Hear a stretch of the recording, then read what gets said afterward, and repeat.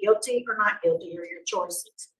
Then we'll have a conversation about your plea after we hear from the agent.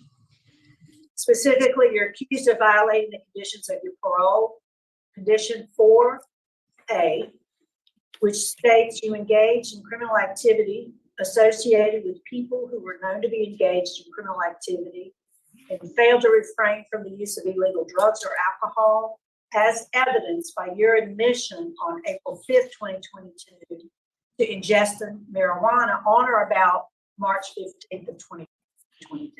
So how do you plead to violating that condition? I plead guilty to it, but at the same time, I did not. Wait, we'll talk about it in a minute. I just want the plea first, okay? We'll have to make a statement at the end. All right. And then is again, condition number 4. It states you engaged in criminal activity associated with people who were known to be engaged in criminal activity and failed to refrain from the use of illegal drugs or alcohol, as evidenced by the drug screen administered on November 28th, 2022, which showed positive for marijuana. How do you plead to violating that condition number 4? Plead not guilty. Not guilty, okay. Condition number 10, and it states, you made a payment to your supervision fees on March 7th, 2023. Your last made a payment on March 7th, 2023, and are currently $1,240 in arrears on those fees. How do you plead to violating condition number 10? I plead guilty. Guilty? Did you say guilty? Yes, ma'am. Next, condition number 13, which is a special condition. At an office visit on September 29th, 2023, you were found to be in possession of 2 cell phones, which you stated belonged to you. The first cell phone, a Motorola Moto Pure Phone, G Pure Phone, with number 2219, which is listed with St. Tammany Sex Offender Registry. This phone had an active Facebook app under your name, was last accessed on September 12th, 2023, September 26th, 2023, and September 28th, 2023, and showed you have 13 friends. It appears this phone used mainly as your primary phone to log into Spectrum, McDonald's, ESPN Plus, Classmates.com, and to look up other sex offenders. Second cell phone, a Motorola G Play 2023 with cell phone number 4, is a T-Mobile phone and has a Google account under Dale50.com. You originally stated this phone belonged to Cody, but ultimately admitted it belonged to you. This phone is not listed with the St. Tammany Sex Offender Registry, and while completing a manual review of this phone through the Chrome history, it was discovered that this phone was the one you mainly used to log into the active dating site latinfields.com under the name of Dale G and many pornographic websites. Due to being on parole for supervision of carnal knowledge of a juvenile, forcible rape,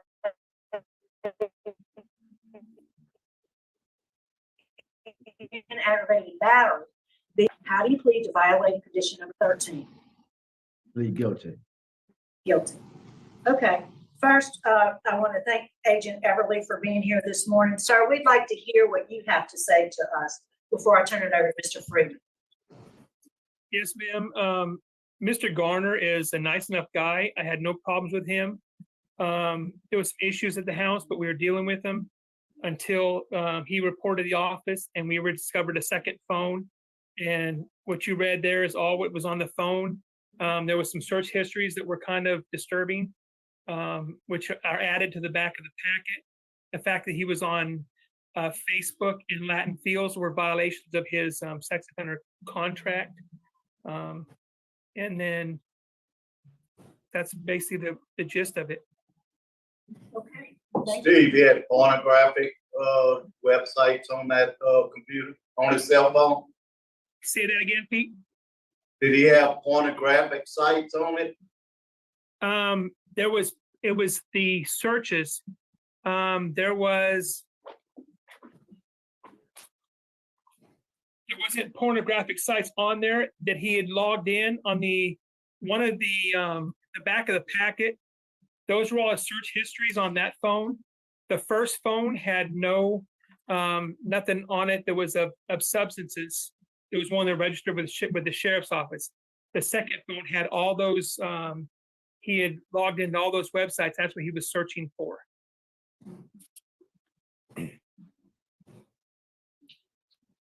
Okay, thank you, sir. Mr. Freeman? Okay, Mr. Garner, you did plead guilty to the charges, which I respect your honesty. Why did you have the second phone? You want to tell me the truth? Sir, to be honest with you, I really don't know because I had got the phone from somebody. They said, man, just contact me through that. I said, all right. I was supposed to go get it registered, but I never went. And at the time I was supposed to go, I was called up to the office by Steve. At that time, hey, everything it went haywire. I apologize for everything. Right now, I don't want to go back to prison. I just did 25 years and a half. Man, I'm frustrated right now. I'm hurt. It's like I'm missing my job. My job is calling. I don't even much have a place to stay right now. I'm just hurt. I'm sorry for everything I'll put y'all through. I'm 53 years old, man. I'm sorry. What job do you have? I had a job at Popeyes. I'm working at Popeyes. I'm making $14 an hour. I'm paying $100 a month. I'm trying my best to stay in line. You know, by having that other phone and everything, that messed me up a lot. I'm sorry. I'm really sorry. I got no problem with Steve. Steve is one of the best parole officers I had so far. I only had 2. So, man, I'm sorry. Okay. All right, we got that. Any questions? I don't have. Yeah. So how long had you had that second phone? A couple of days at the most. Who's Cody? That's my boyfriend. Well,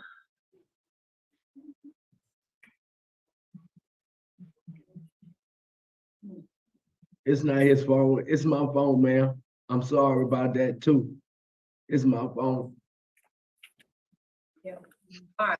Anything else you want to say to us? I'm just saying, man, I don't want to go back to prison. I'm so serious. I've been here 100 and something days. I'm hurt. I'm tore down. I'm broken. I'm missing my job. I don't know if I still got it. I hope I do. I don't have a place to stay, so I got to find me another place to stay. I just want out of here. On the real, I just want out of here. I understand. I move for an executive session. Second. We have a motion and second for executive session. I concur. So it's unanimous vote. So Mr. Garner will be in executive session for a few moments to discuss confidential matters. Stand by, we'll be right back. All right. I'm in the middle of football. I think that's usually enough. We're on our first guy. They just went to an executive session and they're.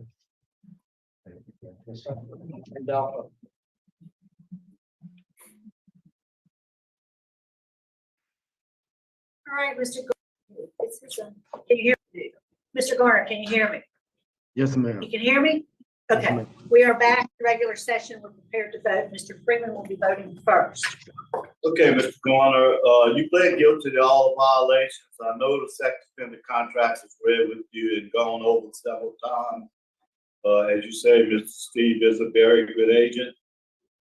And I know he followed you closely. But Can't hear you. But- Can't hear you. you know, some of the sites you were trying to get on voters through them. Expression. Condition number 4 and special condition number 13, also major violations in your sex offender contract. Therefore, I'm revoking your supervision. Mr. Garner, I do concur with my colleagues. You pled guilty to violation number, condition number 4, number 13. So my vote today also is to revoke your parole. Does that conclude our business there? Oh, we have one more,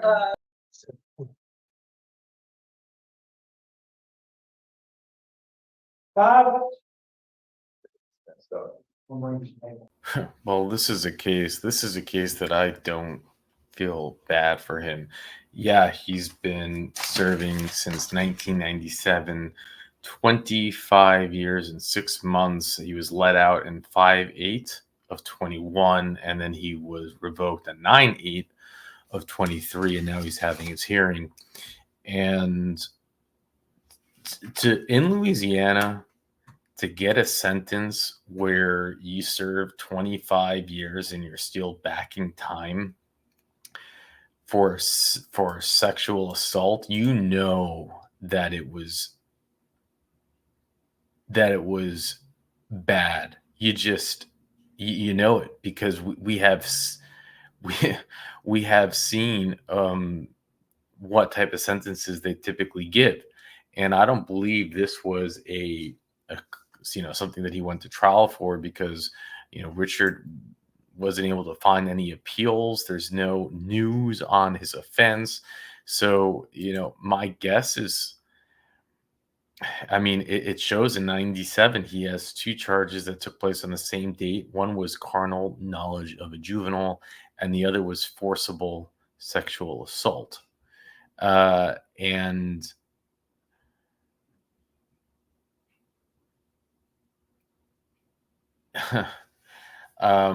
I don't know how much time he's backing. I wonder if he had gotten a life sentence and he had gotten paroled after serving 25 and a half years, and now he's backing life, but I really don't know.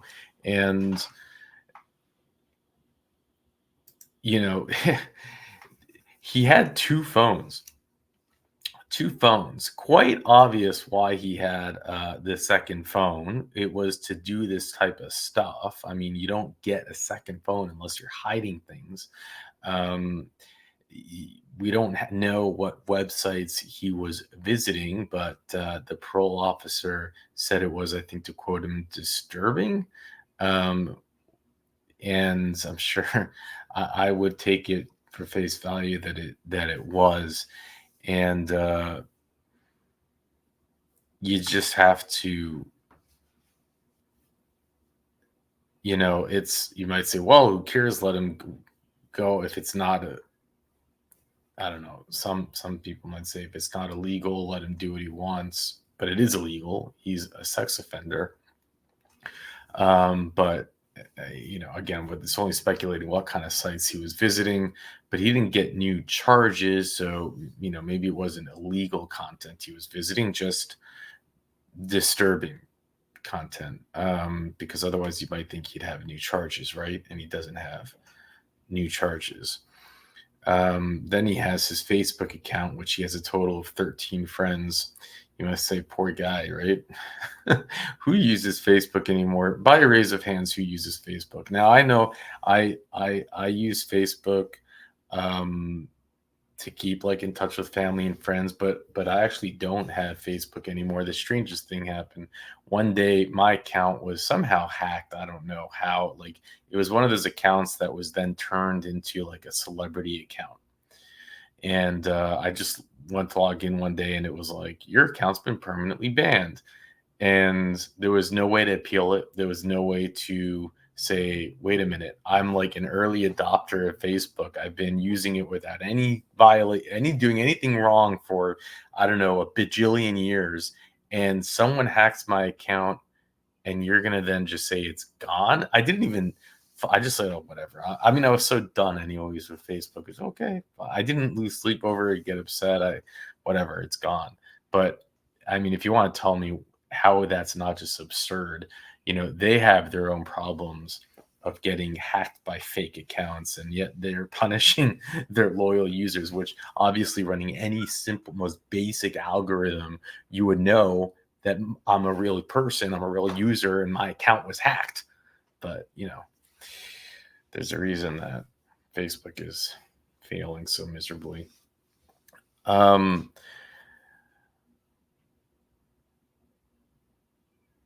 Man, it is to me it's fascinating, but it's just like, you know, and I'm sure he had a low risk score too. What the PhDs when he initially got out, but it was only, you know, the idea that he had the second phone and was doing this stuff, in my opinion, was only the beginning of a road that was going to go nowhere good. Um, and this parole officer, we've seen this parole officer a bunch of times. I mean, I think we owe him a huge thanks of gratitude for being as diligent as he was and for catching this, because it is scary. It's not just going to, you know, it's purposefully getting a second phone, and it was only going to, in my opinion, get worse and worse and worse, and then maybe have led to something quite terrible. I fast forwarded through the executive session, but it was like 6 or 7 minutes long, which makes me think that, you know, I wonder what they were discussing. Were they actually looking at all the sites he visited, and then did they go check those sites? Like, I almost wonder what it was that they were doing. And then the second part, I was hoping they would call him out when they said, "How long did he have the phone?" He said, "Oh, just 2 days." And of course, they would know exactly how long he had it. And so I wonder if that was a lie, because it's hard to believe the coincidence that he had it for just 2 days and he was caught. But here it is, a parole revocation for someone who was probably a low risk score that served a lot of time for what was probably a horrible crime. And with that, we'll move to the next hearing. So I'm going to read the allegations against you, Ms. Sinclair, after which you'll enter a plea of guilty or not guilty, and then we'll talk about it. So you're accused of violating the conditions of your parole. First is condition number 2.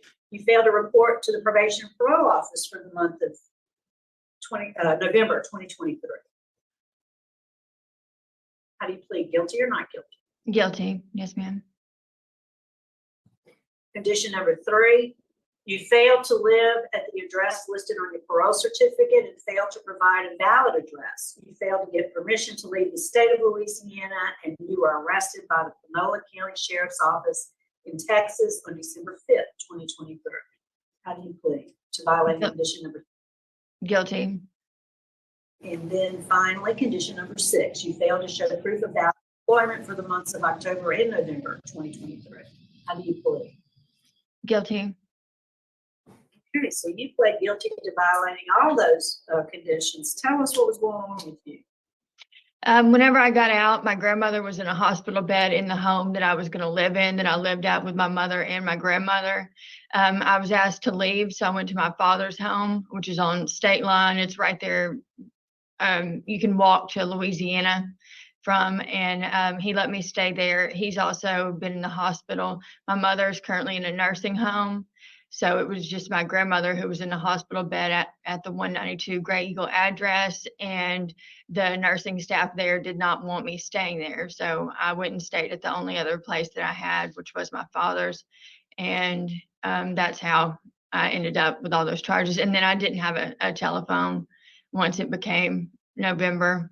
I just got out in October. I did 16 months. And I also did 2 years prior to that. And I had about a year on, I had a year on probation or parole prior in between the two. So, and that's about it. Yes, ma'am. You have a full term date, December of this year. So tell us about your drug addiction. I don't really consider myself to have a drug addiction problem. I'd been on Subutex, buprenorphine since 2009. I quit taking it in 2018 whenever I was arrested, and I've been fine since then. I haven't had a drug addiction problem since I was 18 years old, I would say. Well, the record indicates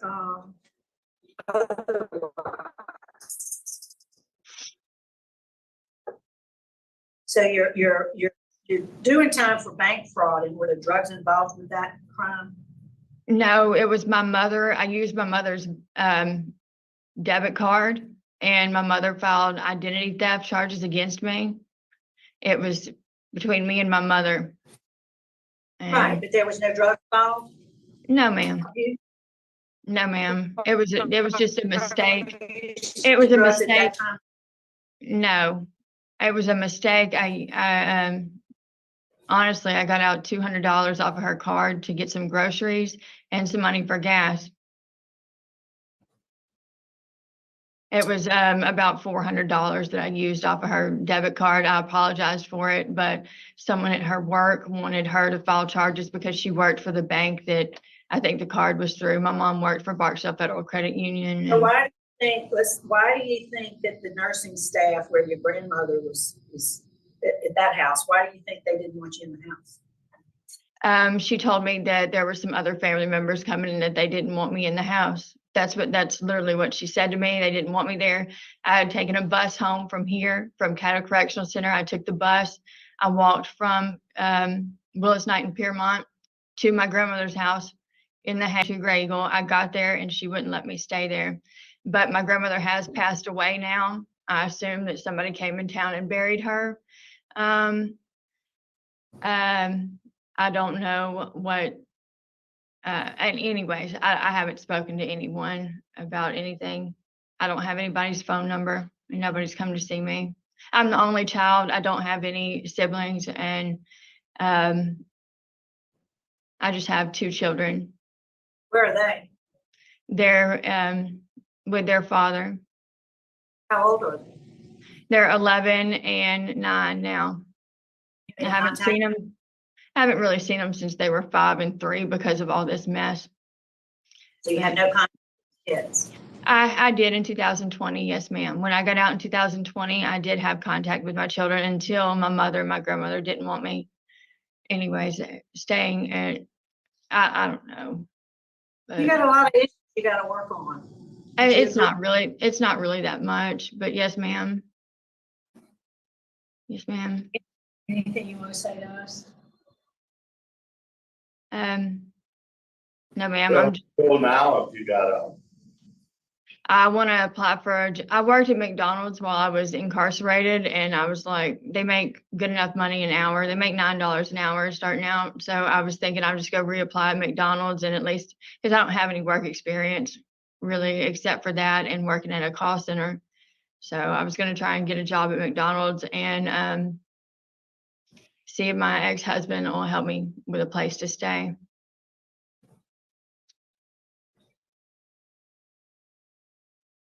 You've not had a job.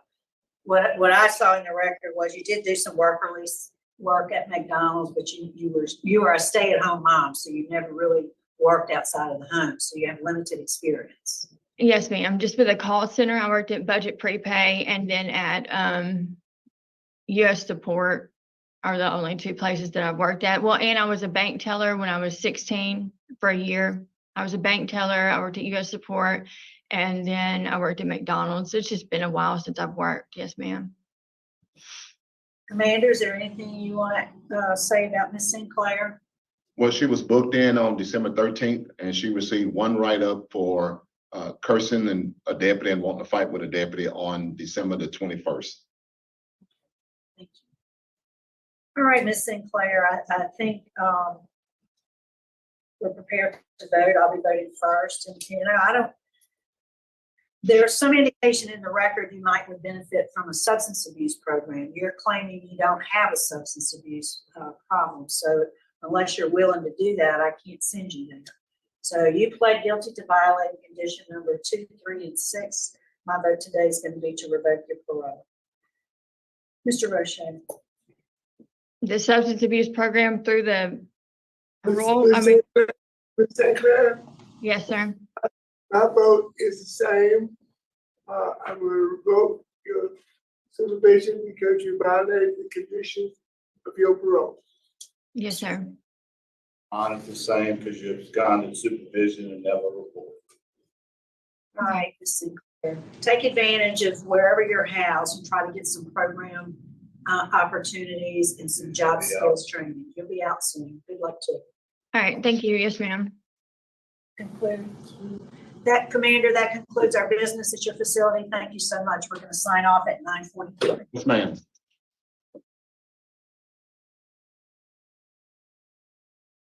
Criminal history would be an understatement. We don't have like articles to go through, but Richard did put together her history, and it's like she's basically been in and out of prison for the classic offenses of being an addict. So, you know, the idea that she comes here and just completely denies it, it's like the parole board just had no patience for her today. And sorry about the internet connection. It has nothing to do with me. It's the parole hearings took place this day for some reason with just horrible internet. So, you know, we'll go over her quick little record here. Thank you, Richard. But it was sad. I couldn't help but take note that she said the last time she got out of prison, she had, you know, no one's waiting for her. No one cares. She takes a bus, walks to her grandmother's house. The second she gets there, grandmother says, get out. And, you know, these are things that if you look at a record, you can see there's reasons for it, but it still is sad, you know, the idea that she is so alone. Again, these are things that you can say she certainly caused herself, but it still is, I don't know, I guess sad. Although it doesn't mean that you need to feel bad for her because it's probably just all self-caused, but it's sad. Nonetheless, I think. But so she has, it looks like arrested in 2018 and really released just a few days later for identity theft and bank fraud. Maybe that's what she was talking about with her mother, which was such a, you know, oh no, it was no big deal. I took some money for groceries and I don't know, she filed charges because they made her. And it's like, okay, all right. Then she has on 4/29/18 for, it says criminal trespassing, simple escape, resisting an officer. I'm guessing that was, you know, the police came to arrest her and she picked up the simple escape and resisting an officer charge when she probably ran away from them.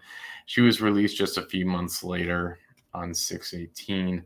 Then she's picked up again just really a month later on 7/29/18. And released 2 days later, but she was picked up again for resisting an officer again, identity theft, and bank fraud again. And she was out less than a month when she was picked up again on 8/17/18.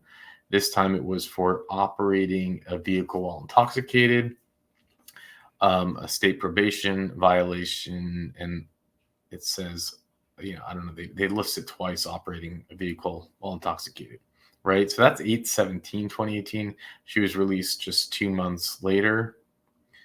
And she was, guess what? She actually lasted, it looks like, 5 months this time. She went until March 12, 2019, after being released November 1st, 2018. And she was picked up. I don't actually understand this because it looks like the same charges. So I don't know if it's a redundant mistake or she, it's some type of parole violation because it says operating a vehicle intoxicated first offense, but so did the other one say first offense. Then she seemed to stay out of trouble up until now, where she was picked up for her parole violation.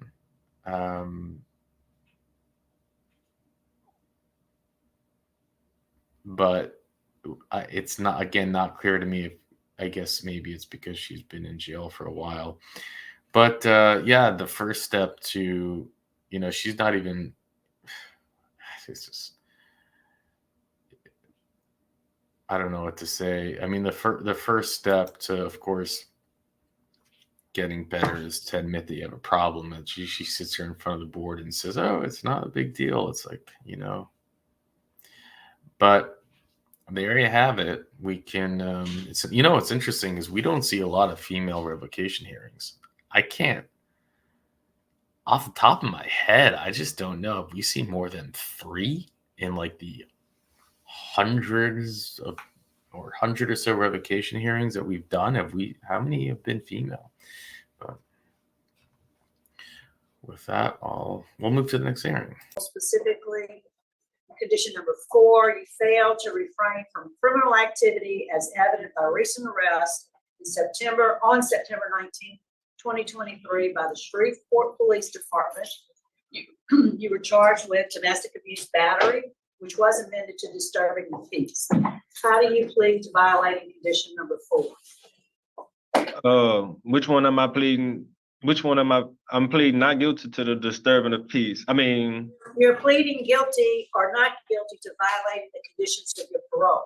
Condition number 4, which says that you must refrain from criminal activity.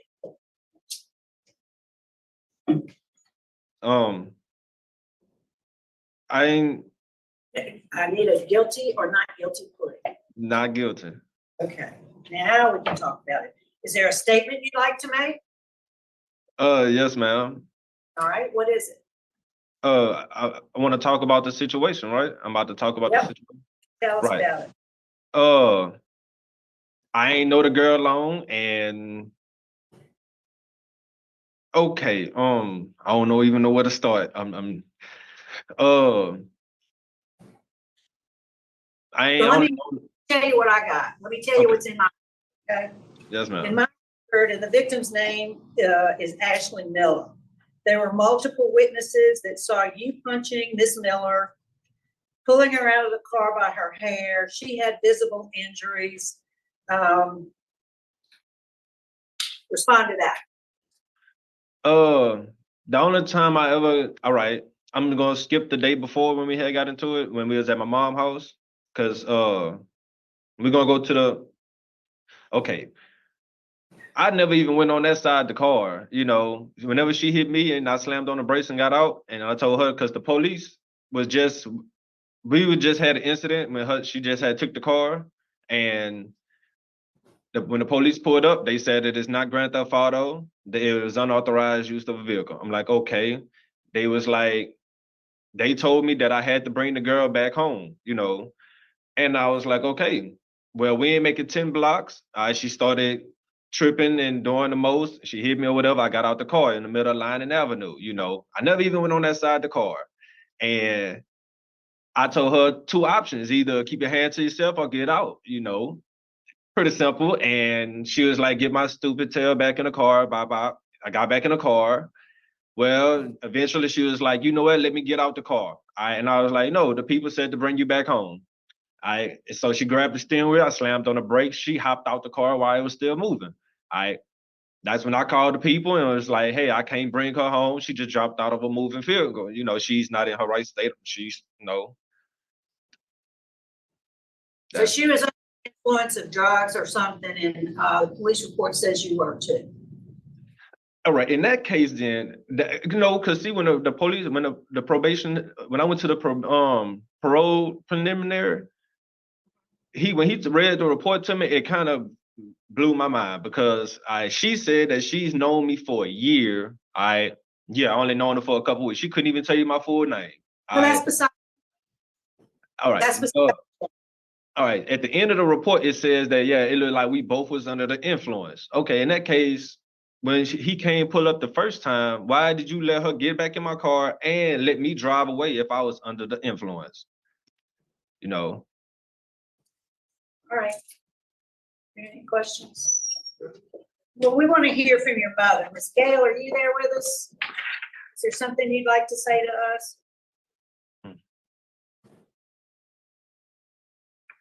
Is she here? Yeah.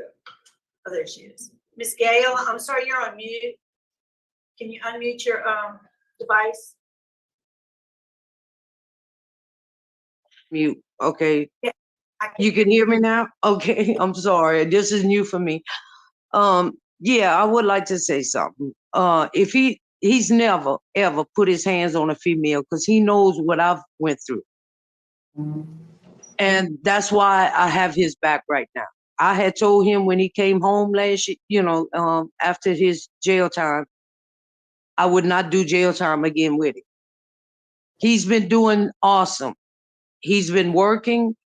door dashing. He had a regular job. He had a car note, paying his fees every month. I have to admit, I was proud. But when he brought this girl here, and this girl, she took something or whatever, but she went crazy, put holes in my wall. If he would have put his hands on her, it would have been that day after she did that to the house. But I told him, get her out of my house. I don't want that around me. He decides to go to her grandmother's, then to my sister in Shreveport. And I talk to him every day. I mean, every hour to every 2 hours, I could show phone records to check on him while he was up there. He called me back about 2 hours after our last conversation. I was hearing screaming and noise. And I'm asking him what's going on. He said, man, I'm fixing to go back to jail. He said, these people told us if they had to come back out, we were both going to jail. I said, what is going on? What is all this noise? He said, she's biting, she's pinching, she's hitting, she's kicking the car. He says she's freaking out. And I had told him Monday when that happened over here. I said, kid, you with this girl does this in public, you gonna go to jail if something happens. And sure enough, this is what happened. He has no history whatsoever, ever putting his hands on no one. And that's why I have a hard time believing that he actually say what I heard you just say, punching her and pulling her by the hair and all that. I just have a hard time believing that part. I mean, he might have been trying to I know he hold her down, when she was acting up here to try to stop her from hitting stuff, the way she was hitting, and put a big old hole in my wall. And I don't know what else to say. I mean, I understand y'all have to really check into all of this stuff here, but he really has been trying very hard out here. Yes, ma'am. Thank you so much for taking the time to speak to us and share that. We do have the information in our record about what happened at your house before they went to Shreveport. We do have that information. Commander, is there anything you'd like to say about Mr. David? No, ma'am. He was arrested and transferred to us on November the 27th, and we haven't had any issues with him. All right, good. Thank you, sir. Mr. David, anything else you'd like to say to us? Yes, man. I learned my lesson, man. I ain't lying to you. If it wouldn't have been for me, a couple of things. If I ain't, I seen my mama get hurt 1/3 of my life, Second, man, the time has changed me. I haven't even stole a candy bar. Oh my God. Oh. No, I don't got. Mr. David, I think we are prepared to vote, and it doesn't appear to me that you're taking this situation very seriously at all. It is serious. I think your decision making is poor. You should have heeded your mother's advice, Ms. Miller. I find that you did violate condition number 4 of your parole conditions, so my vote today is going to be to revoke your parole. Mr. Rocha. Mr. David, based upon evidence of eyewitnesses of a violent criminal activity on your part, I am revoking your supervision. Mr. Freeman. I think All right, Mr.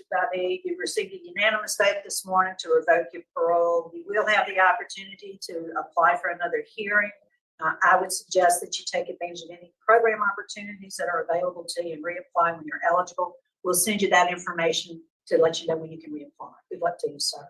Commander, thanks for accommodating us this morning. So, I mean, we have seen many revocation hearings, but I don't think we have ever seen someone act this way. He just, even Ms. Renata said, she's like, I don't think you're taking this very seriously. And, maybe he's just like really nervous, but still, he's 29 years old. This is the type of nervousness behavior you expect to see from maybe, I don't know, an 8-year-old that's in trouble at school.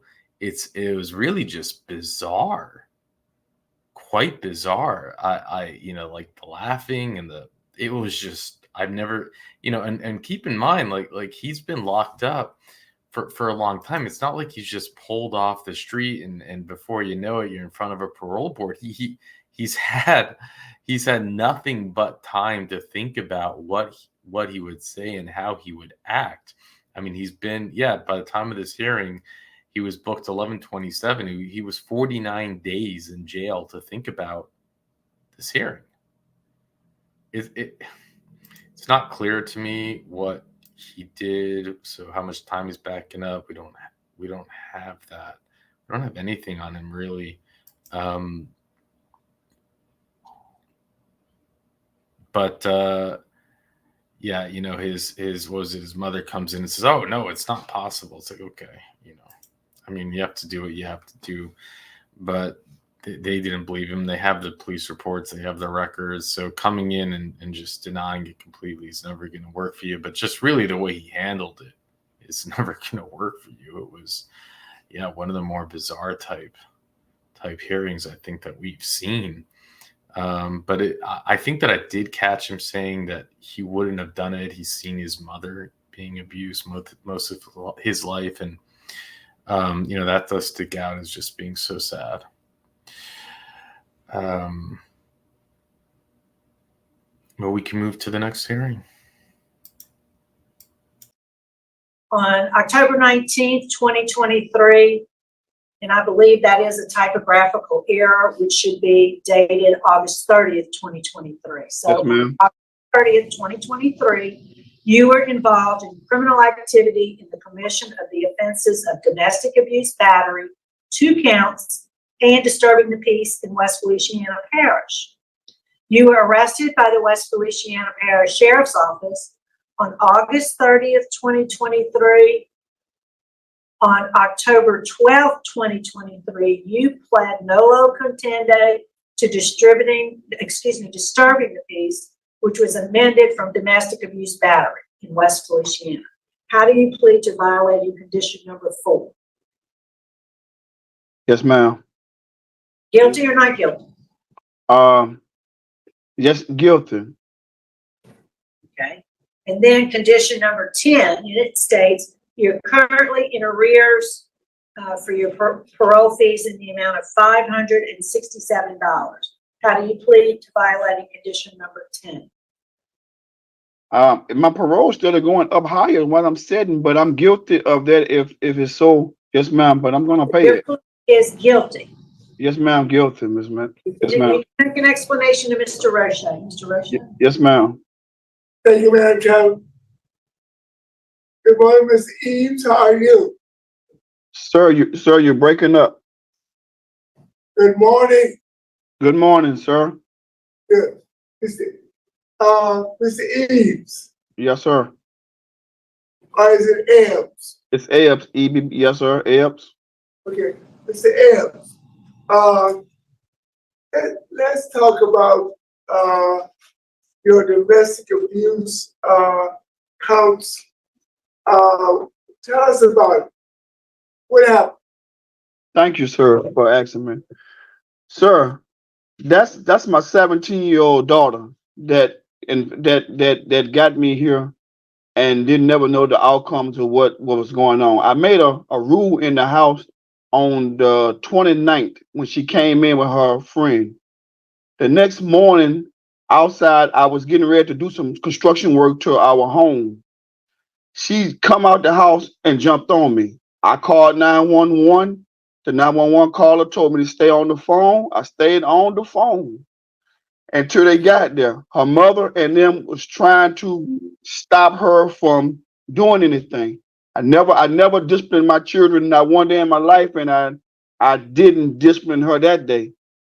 She made a rash decision and never knew the outcome where her father was going to be sitting. I'm a father of 5 daughters of this family, of the only family. I never had a problem with my kids, never. And now I'm sitting here 5 months almost behind this. I love my child and I forgave my child and my child forgave me. But the thing about it is I refuse to make any more rules to my children if it's gonna cause me to have to go through this kind of procedure again. I love my children and I don't want the world to take my kids, what's going on in the world, but I refuse to put myself in the harm of my family where, sir, Mr. Evans, tell me what happened. what happened was I spoke this what happened. Bad as it, I hate to tell anybody her private life. My daughter is practicing homosexual, and I told them that it won't be going on in the house. She wanted me to support that. As me being a Christian, I was telling her, Mr. Evans, you said your daughter jumped on you. What did you do? I did. I called 911. I called the 911 staff and stayed on the phone until the officer got there. Okay, why were you arrested? That's what I didn't understand. I really didn't understand that. And I never disciplined my children, my man. I promise you, sir, I never did. Okay, My child. Mr. Evans, okay. Then why did the West Louisiana Parish Sheriff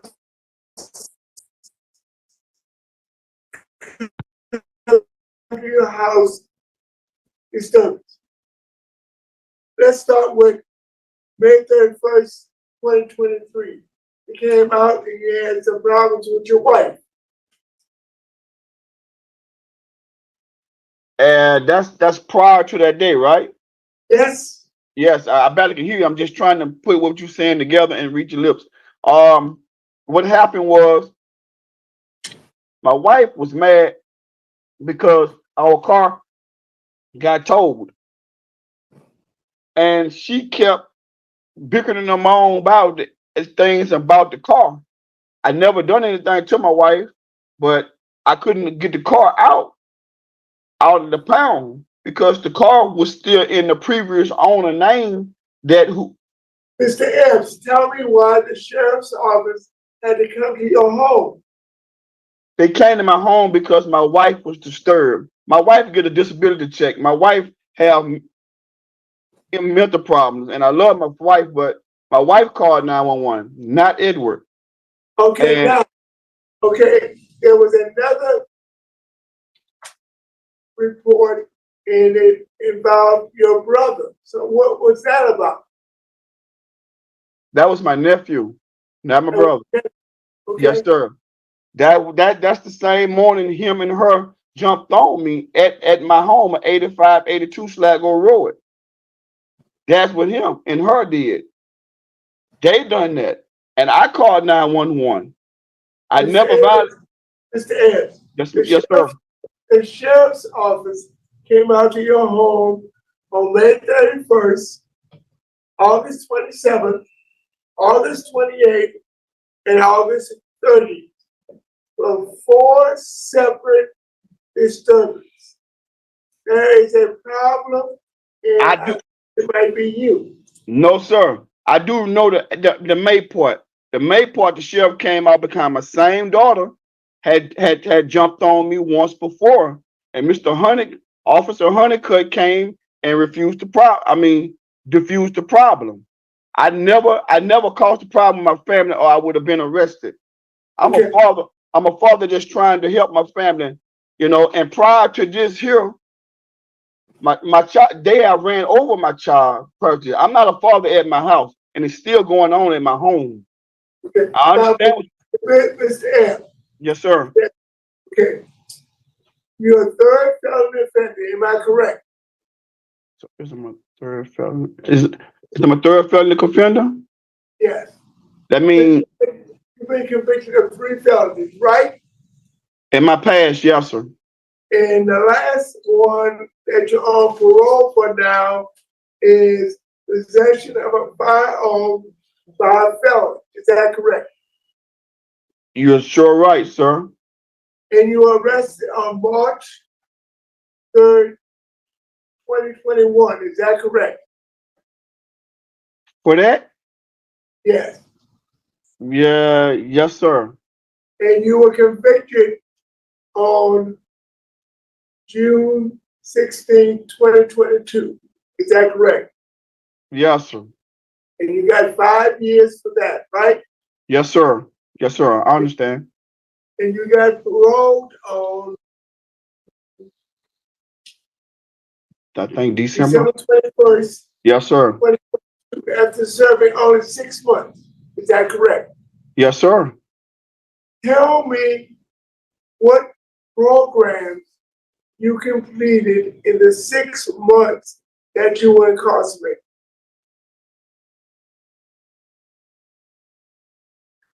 The programs that I completed when I was in Plaquemine Parish was Yes. I was in Plaquemine Parish. I was in schooling, and I was in anger management school, and I was in. Okay. I Because want to be honest. I want to be honest. I see no good time credits on your master record. That tells me that you didn't complete any of those programs. Am I correct? I was released before my program was up. So basically, you didn't complete any of those programs, right? Sir. Question, yes or no? The program I was released to come home before the program was time up. You did not complete the program. No, sir. No, sir. Mr. Ebbs, you have an anger management problem. And it has to be addressed before you're released. And you've not completed any programs, third felony offender, and your rehabilitation has not been complete. And if I Please, please, please, please, release you, please, please. you'll be back here because you're gonna have the same problem. No, sir. No, sir. So I'm talking. You have the same problem. I think you need to complete anger management, thinking for a change, and you need to complete 100 hours pre-release. And I'm going to arrange that. I'm not going to revoke you. But in lieu of revocation, I'm going to keep you incarcerated until you complete those 3 programs. Anger management, thinking for a change, and 100 hours pre-release. I would be derelict in my duties if I didn't give you the ammunition you needed to maintain your freedom. Because if you ever get convicted of another felony, you spend a much longer period of incarceration. Yes, Now, sir. that's only one, sir. I didn't ask you a question.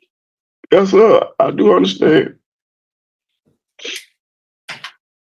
You'll be given time at the end of this hearing to make a statement.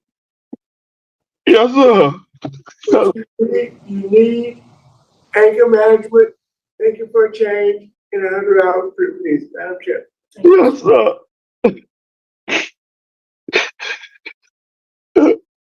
I'm getting a hold of my baby. I'm getting a hold of my baby. Is there anything that the facility has to offer? Ma'am. Is the officer still in the room with you? Yes, sir. Yes, ma'am. Yes, ma'am. I just asked if they had any input. Yes, ma'am. They always do.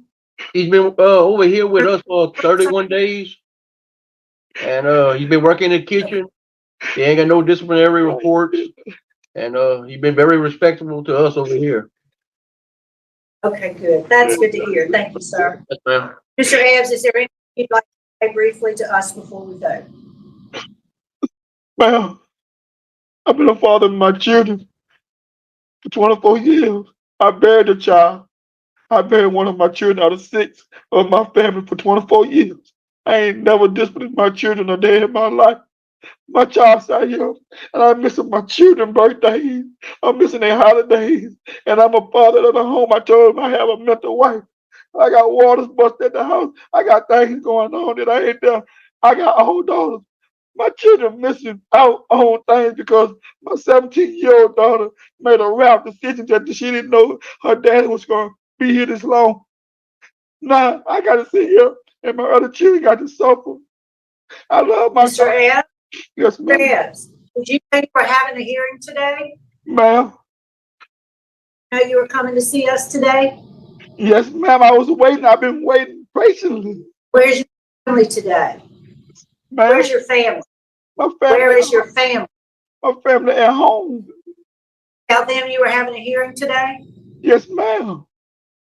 I told them and let them know that it was happy. I'm wondering why they didn't join us. All right, I think we're prepared. Mr. Ebbs, we're going to be voting now. Mr. Rocho. Mr. Ebbs, Yes, sir. in revocation, I want you to complete anger management, thinking for a change, and 100 hours pre-release before your release. Thank you, Madam Chair. Mr. Freeman.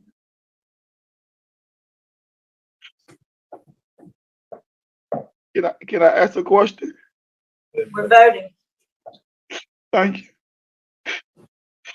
Oh, help me, Jesus, please. Mr. Ebb, I'm looking at this. You wasn't out that long before you got in trouble. You definitely got a disconnect between you and your family. And y'all got to get this disconnect fixed, or else you go get back in trouble. They couldn't document any violence. There was no injuries, no nothing, just arguing. And it seems like it's a bad thing between you and your family in this argument. My vote is to do not revoke and recommend that y'all attend a family counseling set up by the probation officer.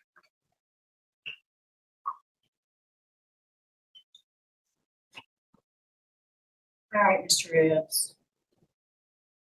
This one's tough. I mean, I agree with both of my colleagues. I do think you need some additional, some tools in your toolbox to help you deal with stressful family situations. I mean, you know, dealing with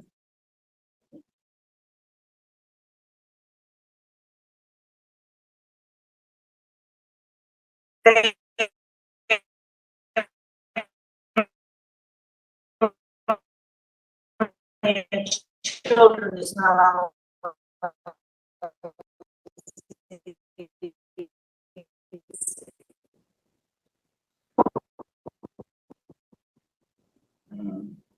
But I think that the family counseling, those who live within your household, will help set that up for you, and you must attend, however long they say it's necessary.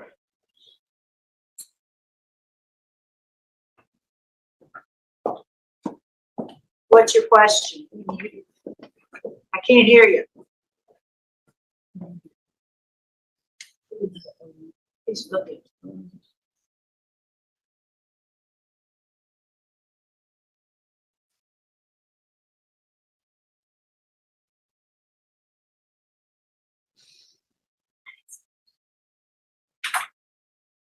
Yes, ma'am.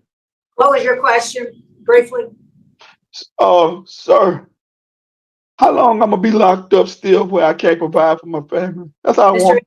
Mr. Ebbs, did you hear what I said? Did you hear you got 2 votes to do not revoke. So you will not be revoked. You're required then, you will be released, and you have to go see your parole officer, and they'll help you set up the family counseling. Thank you, Lord. Thank you, Lord. Good luck to you. That concludes our business intervals. Thanks for accommodating us today. We're going to sign out at 11:56. So what I do now? Just wait. They gonna get in touch with you, turn you loose. Thank y'all. God bless you, Mr. Peter, Mr. Shirley, Mr. Alvin. Y'all have a blessed day. Thank you, Lord.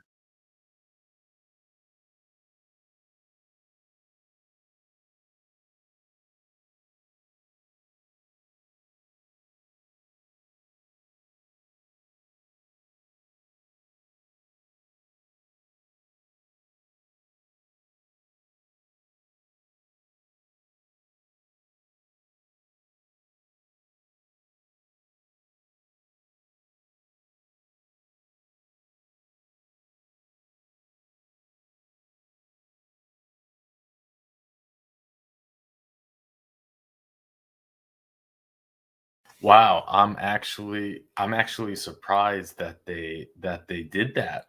You know, Miss Renatza kind of had the mic drop at the end there. She's like, "Well, where's your family?" And he said, they're not here." And she said, "Huh." It was, I mean,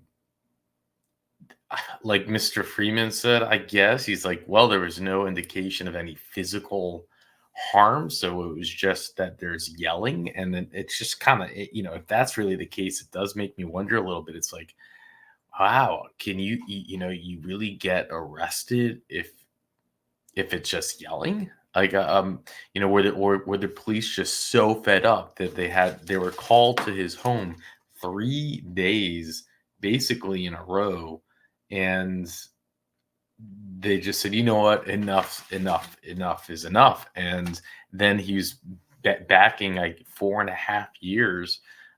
He would have, I think, been backing on this because of his initial gun charge, which he got a 5-year sentence, but only served 6 months on.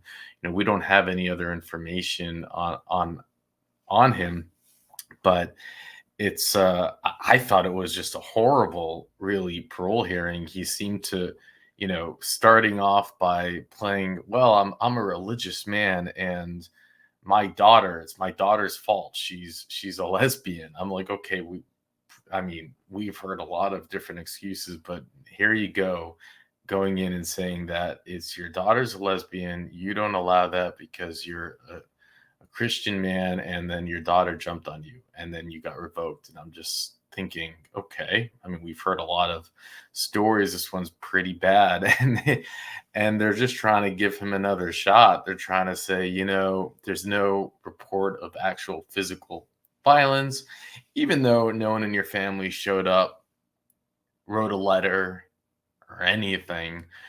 I wonder what's going to actually happen. They're going to go, do they even know he's just going to show up at their home, and they're going to have ordered counseling, which is great.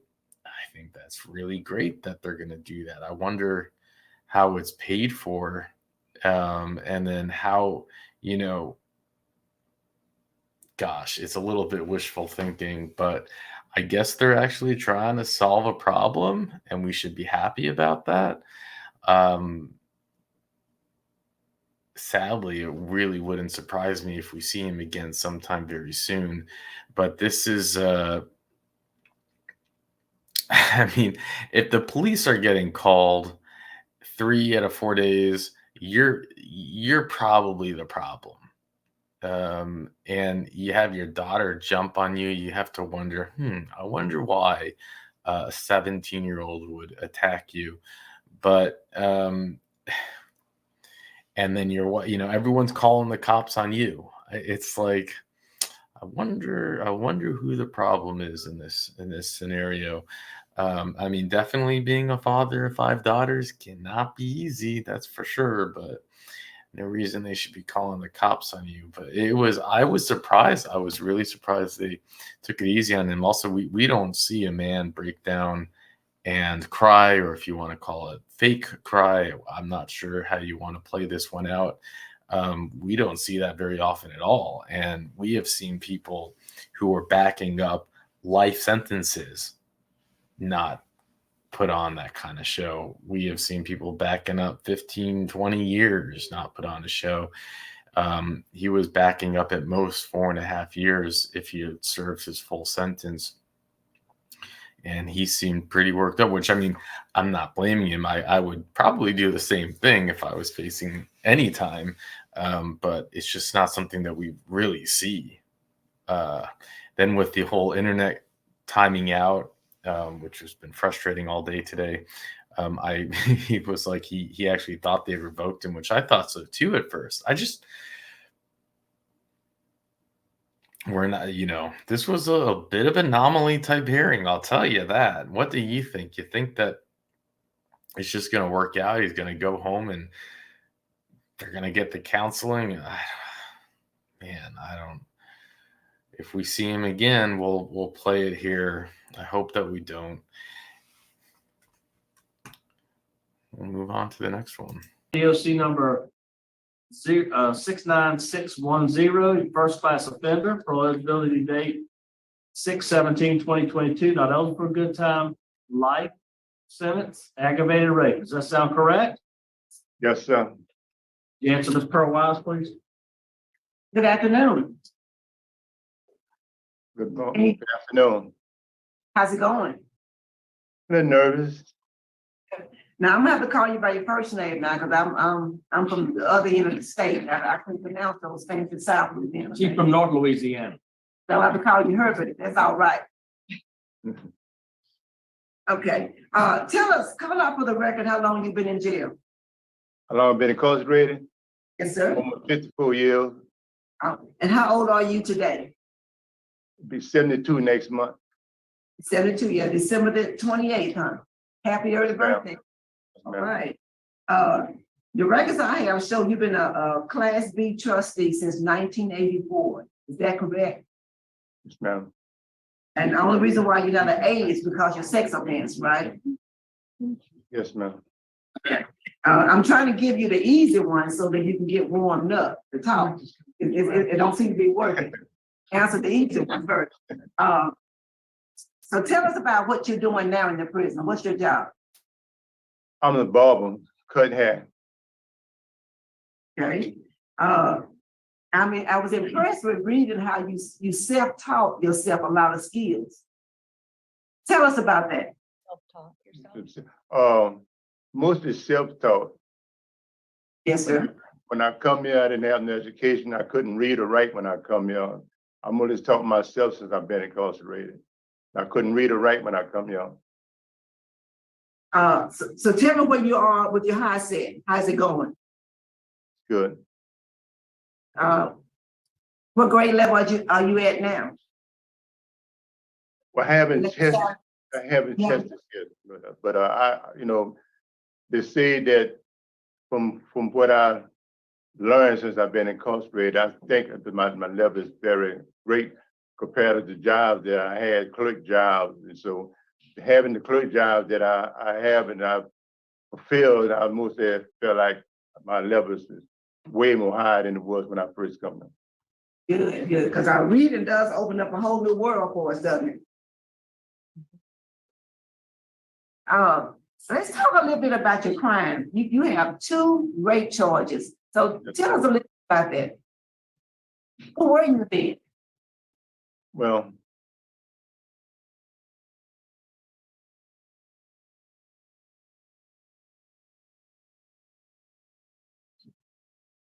I was young. I could say I was young, very uneducated.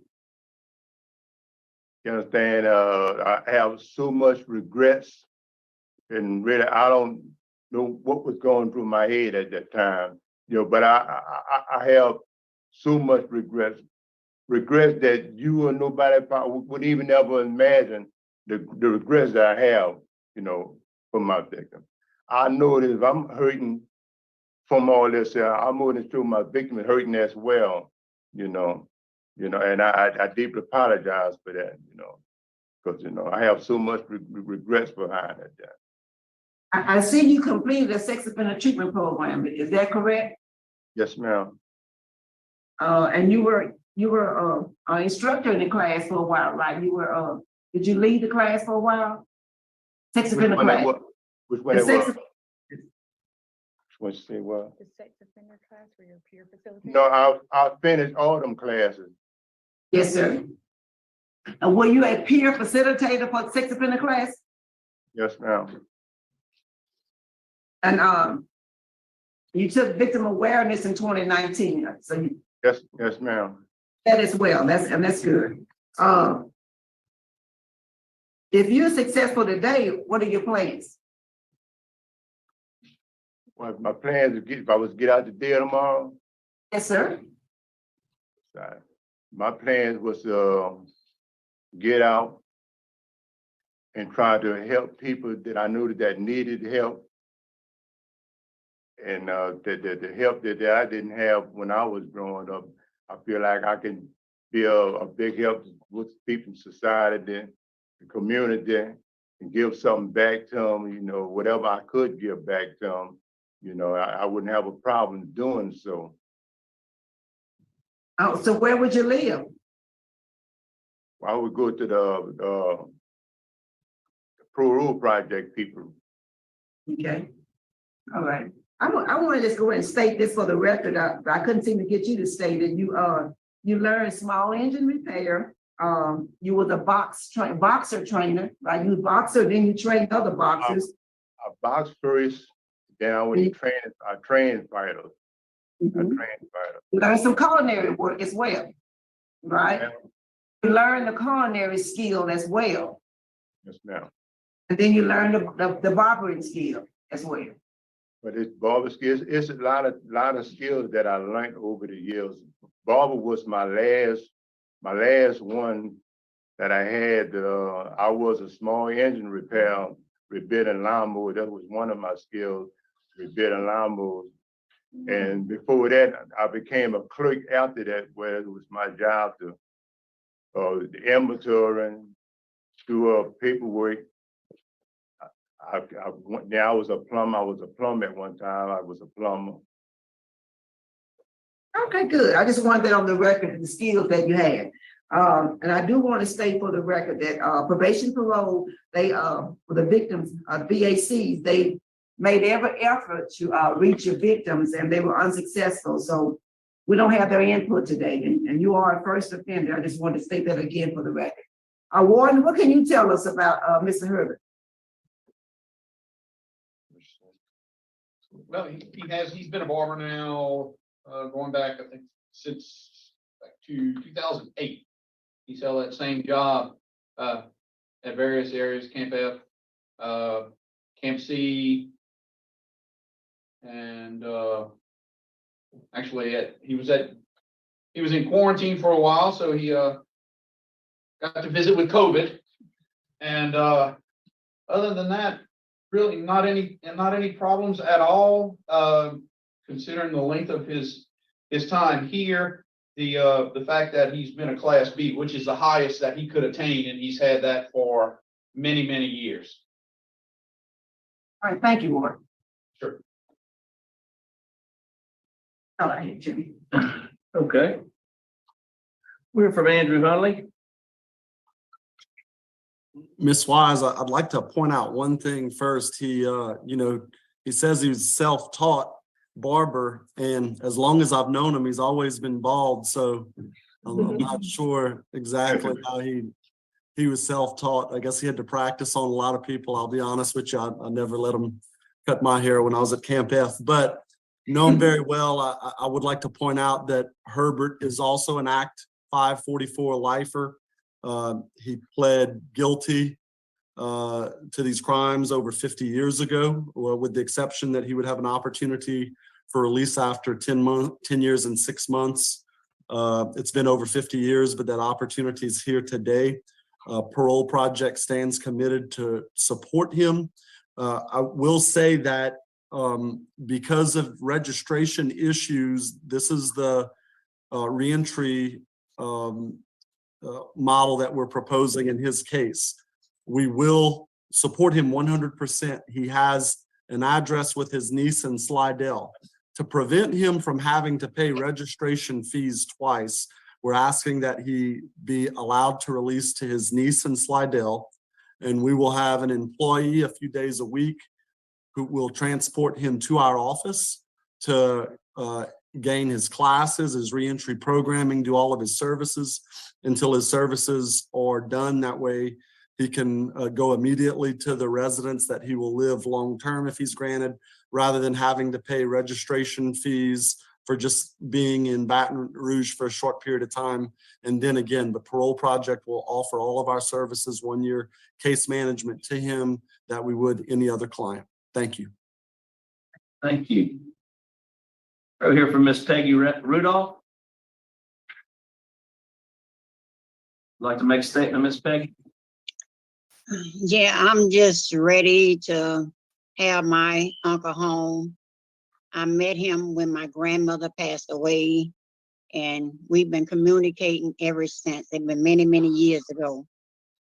And I'm glad to be here to say a couple words today I just had my second open heart surgery and I wasn't feeling up to it, but I'm here today on his behalf.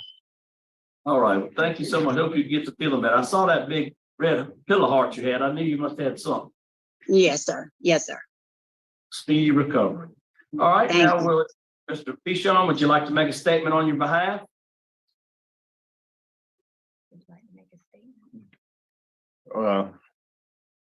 Yes, I would like to make a statement. The statement I make, I realized that I realized that I hurt the victim that I hurt. And I remorsefully deeply apologize for that. I didn't have no knowledge of the consequences of what I would be bringing my clients to. You know, I know the hurt that I brought them through, the pain that I brought it through, the pain I brought the victim through, the pain that I brought the family through. I deeply apologize for that. In the process, I think about the pain that I brought my people also through, you know, and I think about the pain that I brought to my mother, which she no longer here. I think about the way that she always hoped and prayed me to grow up to be the man that she wanted me to be. And growing up the way I grew up in the institution, I can honestly say I'm not the person that I was when I first come here. I love the person that I am now. I just like the person that I was back then. I don't even want to think about the person I was back then. I love the person that I am now. I changed for the better. A better way. I knew the mistake that I made, I would never make the mistakes again. You know, I would never make the mistakes again. I think about that daily, you know. It ain't not one day passed by I haven't thought about this. So, you know, the regrets I have keep me thinking about this. So I have more regrets within inside me that you, anybody else can't imagine the regrets I have. You know, I can only feel, you can hear me saying these regrets, but for what I feel in my heart, the regrets I feel in my heart, you know, that what really hurts me. That what really hurts me. The regrets I feel in my heart, you know. I have some regrets. I got to live with that there. So I know if I'm hurting, I can imagine they hurting also because of what I brought them through. Yes, sir. And I know I'm not gonna sit there and make no excuse. Whether if I be granted or whether I be denied, I'm not gonna make no excuse for my action. I take my full responsibility for my action. You know, I did what I did. I can't deny that. I'm not under denial. You know, I did what I did. Yes, sir. Yes, sir. Thank you so much. Thank you for your coming. Ms. Jensen, would you like to wrap up? Yes, sir. So my name is Jensen Price. I'm a third-year law student in the LSU Law's Parole and Reentry Clinic. I'm authorized to practice law today under Rule 20 of the Louisiana State Supreme Court, and I'm representing Mr. Pichon. I have my supervisors with me. I have Robert Lancaster on the Zoom and Jasmine Cole in the room with me, and I just appreciate the opportunity to speak. The man that sits next to me today is not the 18-year-old boy that walked through these gates 53 years ago. He has deep-seated remorse and regret for the pain that he has caused his victims. That has also been such an impact on him to better himself through these 53 years.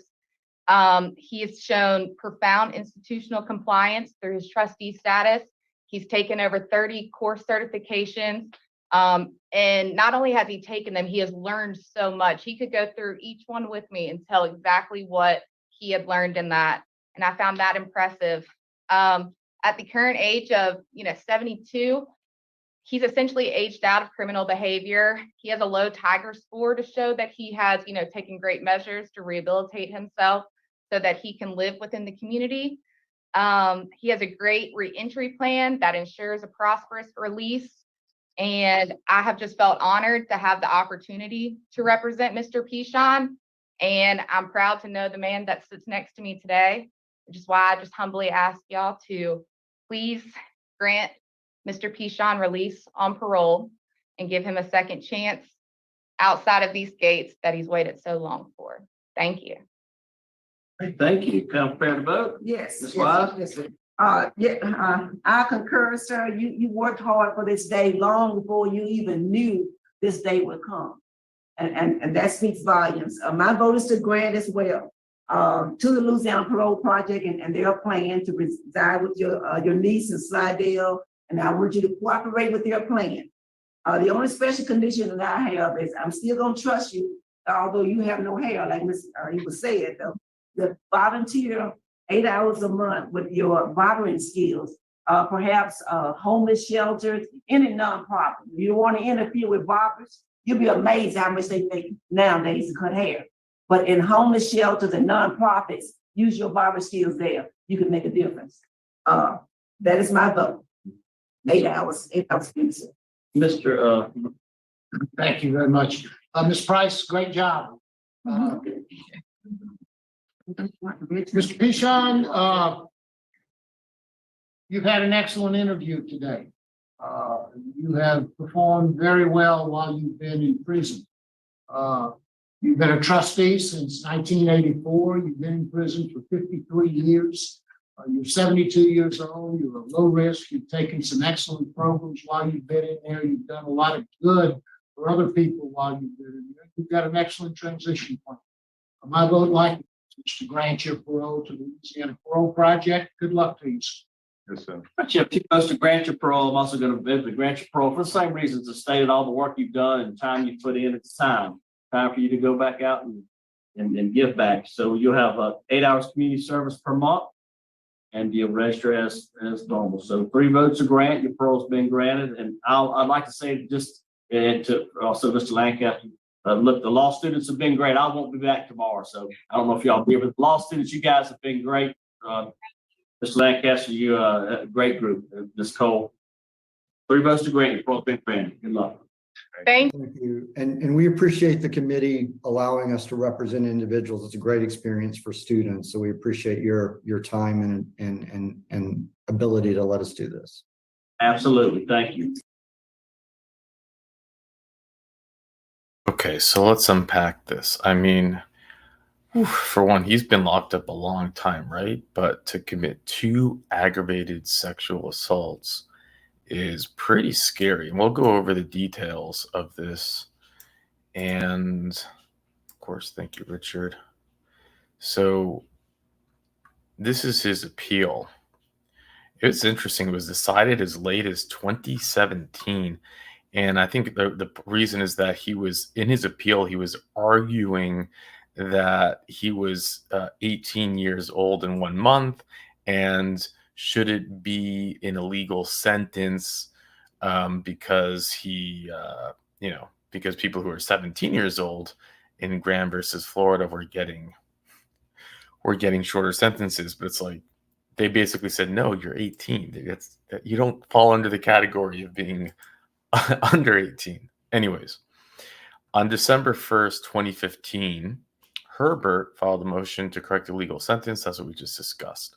So here's where it goes all the way back to when his crime was committed. A review of the records show the petitioner was indicted by the same grand jury on February 7th, 1969, which I think is quite interesting that he has a DOC number of 69610. I don't know if that's a coincidence or not.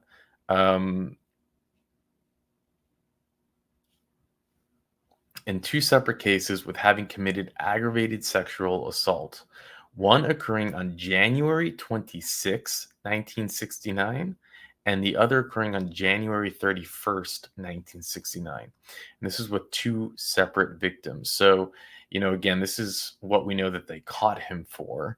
And that's pretty scary, right? I mean, who would have, it's probably safe to assume he would have kept on going and then going until he was caught. And when you get the charge of aggravated, that means, they don't go into the details, but it means that it was bad. Usually it involves really harming someone to an extreme degree. On February 26, 1970, the petitioner pleaded guilty without capital punishment to the 2 separate charges of aggravated sexual assault.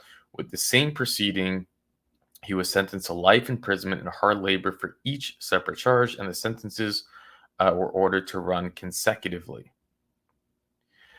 An illegal sentence may be corrected at any time, but the court that imposed the sentence in his motion asserts that the basis of the U.S. Supreme Court ruling in Roper v. Graham is that children are constitutionally different from adults for the purposes of sentencing. Relying on the rulings in those cases, he argues a juvenile diminished culpability and a greater prospect for reform and makes no less deserving the most severe punishments. He requests that the court provide him with parole eligibility and grant any further relief that the court deems necessary. And again, it's like, but he's not under 18. I don't even know, like, what type of Hail Mary was this appeal? Now, it could be that this was because the recent rulings, I actually have no idea. It's like, why do you all of a sudden think that you're 18 years old, would you qualify to fall under that category? But I guess when you have nothing to lose, you have nothing to lose. Now, the question I have for you, and as you see, we forwarded to a new screen here, is do you think he's done well? And also, we could talk about the 10-6 lifers. I don't know if you're familiar with that. Maybe you've heard it. So in Louisiana in the late 1960s, they were basically offering these very odd deals where they were basically, just to get plea deals, they were saying, hey, sign up to 10 years and 6 months, where they came with that number, who knows? Sign up to 10 years, 6 months, and just take the plea deal. And after 10 years, 6 months, you'll get paroled. We've seen dozens and dozens of cases like this. And then basically what happened is in the early 70s, I'm not sure the exact year, but Louisiana basically said, you know what, we changed our minds. Everyone who signed this 10-6 deal, too bad. I know we signed a contract, but you're actually going to be in prison for life. And I know if that sounds crazy to you, like, what? How is that possible? Well, Louisiana is known for corruption for a reason. I mean, the idea that they would sign a deal, whether you agree with the deal or not, because they sign these deals for the most horrible of cases, to only serve 10 years and 6 months. But then the idea that they reneged on the deal, and you have people that are sitting in life in prison, like we've seen in this case, all these years later, for when they originally signed the contract to only serve 10 years and 6 months. And that is pretty nuts. So we are seeing a lot of parole hearings now, specifically around people who signed, or who Louisiana essentially illegally broke a contract with the prisoners. We've seen many of those 10-6 lifers, as they're called, and he's a 10-6 lifer. Now, do you think he did well? Do you think he served out his time well? As Louisiana Project said, low risk score, low chance of recidivism. Well, we find out that less than a year later, really, he is having a parole revocation hearing. Maybe I led that on too long and he knew where it was going. But yeah, this hearing initially took place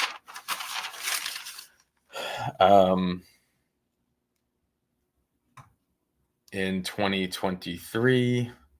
I'm sorry, in 2022, and now you fast forward to January 18th of 2024. So a little more than a year that he lasted, but he was actually, his parole was revoked on November 2nd, 2023. So it actually lasted about a year before getting revoked. Let's find out why, and let's see if the parole board is going to make him serve out the rest of his sentence, which is life. So with that, let's jump in. By the way, this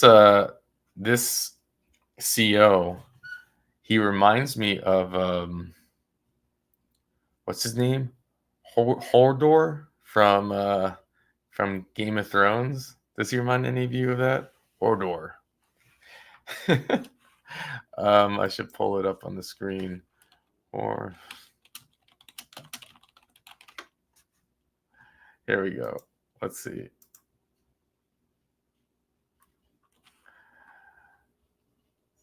Here. And here's our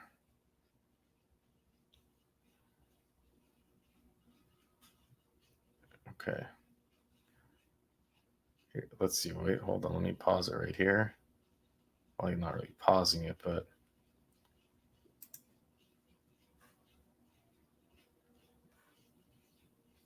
okay. So Hordor, and am I pronouncing his name right?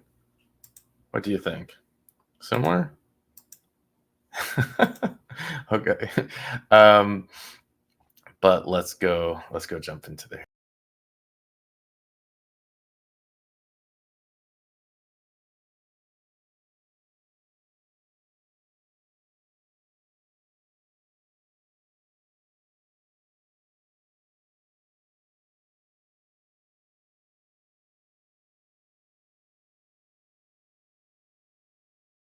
Would you introduce yourself for the record? Good morning, Adrienne Hutchison, attorney with Louisiana Parole Project, here on behalf of Mr. Herbert P DOC. Yes, and thank you for bearing with us to work through some of those technical issues. Mr. Pichon, I can't remember, I don't think we did this yet. You're here for a revocation decision. I've introduced the panel members. Do you have a parole revocation questionnaire there with you? Can you hear me, Mr. Pichon? Yeah. Is that your signature on that page? Yes, ma'am. Okay, good. And that's dated November 7th, 2023. But you do have counsel this morning. So are you ready to proceed with the revocation proceeding? Are you ready to proceed? You ready to move forward, sir? Yes or no? Are you ready to move forward? It's a yes or no question. Yes, ma'am. Okay, so I will read the allegations against you, after which I want you to enter a plea of guilty or not guilty after each one. Can you hear me?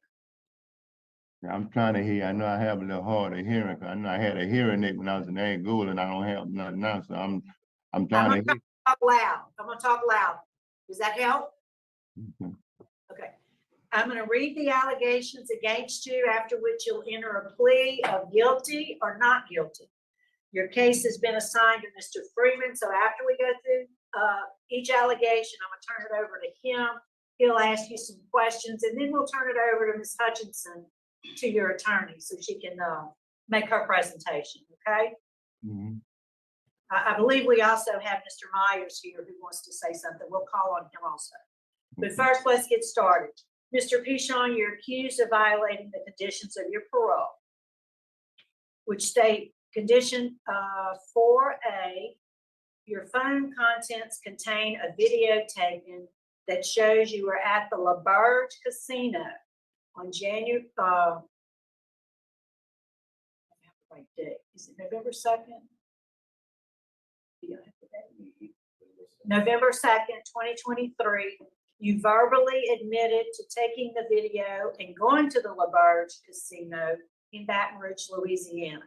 So how do you plead to violating that alleged violation of condition number 4? Plead guilty to that. Okay. Next is condition number 4, and we have it labeled as 4B. You have an active social media account with Facebook. A review of Offender Watch system shows that this account is not registered with the St. Tammany Parish Sheriff's Office Sex Offender Registry. You failed to put the required sex offender notification information on this profile per Louisiana statute. How do you plead to violating that instance of condition number 4? The profile. We talking about Facebook? Yes. Like I said, I didn't do nothing about no Facebook. Like I said, my niece put that on there. So like I said, I had it on my Facebook. You plead guilty or not guilty? Guilty. I'm sorry, I didn't hear you, sir. Guilty. Okay. Next is also condition number 4, and it's labeled as 4C. You have an active social media account with Twitter shows that this account is not registered with the St. Tammany Parish Sheriff's Office Sex Offender Registry. You failed to put the required sex offender notification information on that account profile per Louisiana law. How do you plead to violating that episode of condition number 4? Which one it is? Twitter. Having the Twitter account that was not registered. I don't understand what you're saying. Let me read it again. It says, you have an active social media account with Twitter. A review of Offender Watch system shows that this account is not registered with the St. Tammany Parish Sheriff's Office Sex Offender Registry. You hear me, Mr. Pichon? On Facebook? Twitter. Twitter. I don't even know how to I don't even know how they got on there, man. Be honest with you. I know she had told me that was on there. I had knowledge it was on there.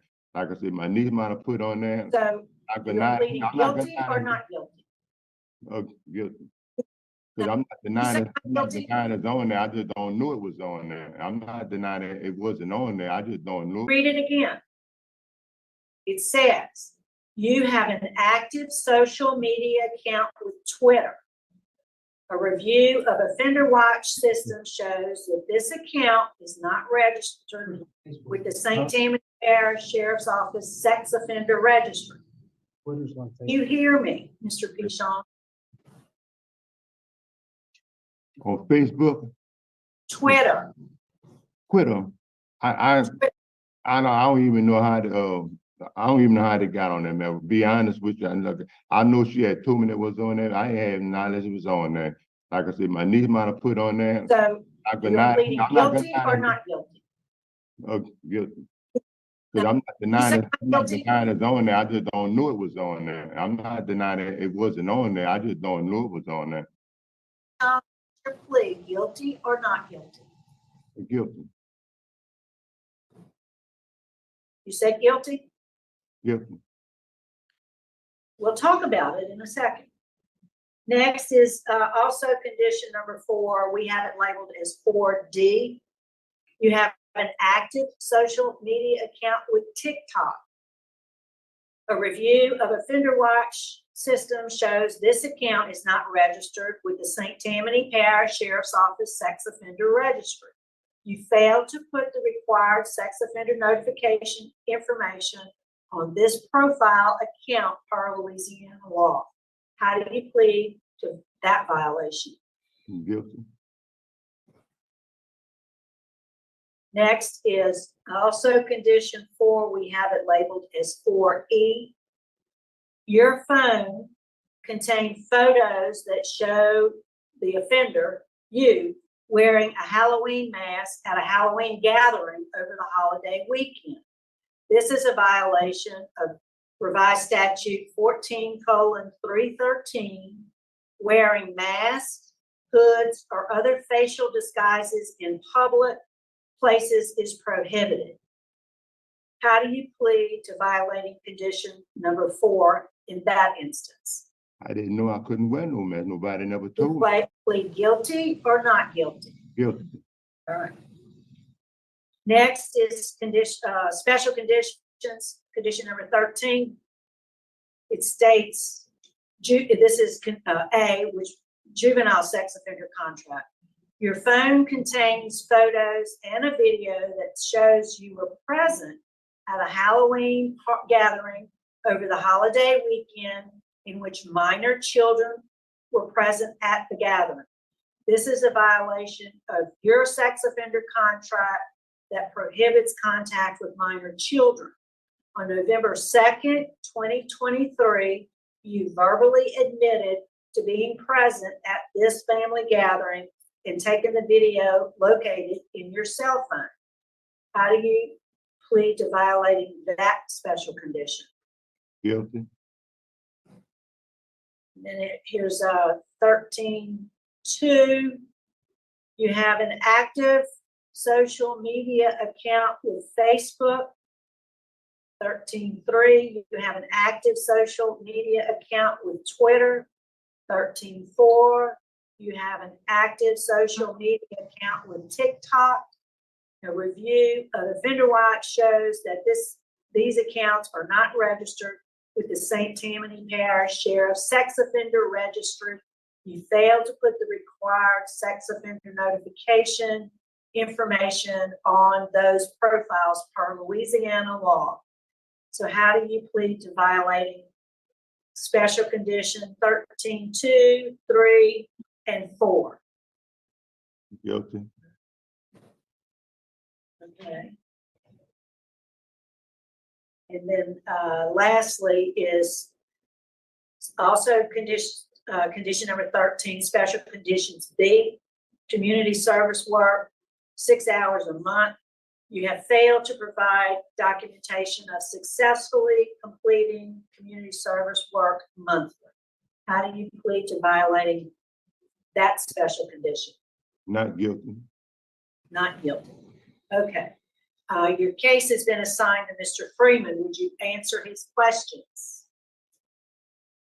Okay, Mr. Pichon, who was your probation officer? Sir, Who's your probation officer?